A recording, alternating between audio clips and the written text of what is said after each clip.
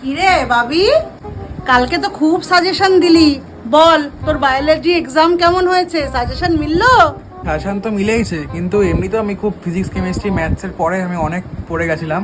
আমি সব পুরো বই পড়ে গেছি, আর প্লাস এই পেপারও খুব ভালো এসছে।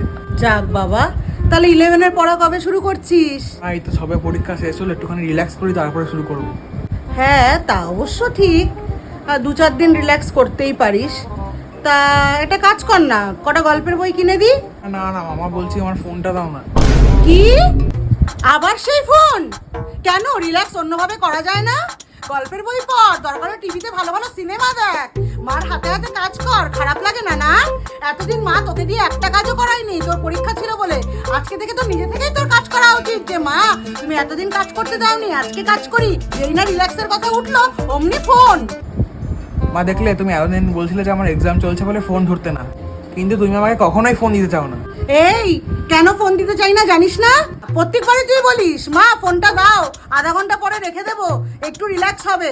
আর ফোনটা হাতে পেয়ে বাকিটা ইতিহাস। পড়াশোনারও ধ্যান থাকে না, সময়েরও ধ্যান থাকে না, কে বাবা কে মা সেটারও ধ্যান থাকে না।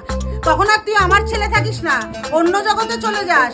আধা ঘন্টার নাম করে 4 ঘন্টা হয়ে গেলেও তোর হুঁশ থাকে না, হাত থেকে টেনে ফোন নিতে হয়। তারপরে তুই আমার উপরে রাগারাগি করতে শুরু করে দিস। তাই জন্যই তো তোকে ফোন দেই না। তুই বল তো, আমি একটা কথাও বাড়িয়ে বলছি? যদি বাড়িয়ে বলি তুই বল, আমাকে উত্তর দিতে পারবি? ধুত মা। তুই যতই বিরক্ত হ, আমাকে ভুল ভাব, ফোন আমি দেবো না।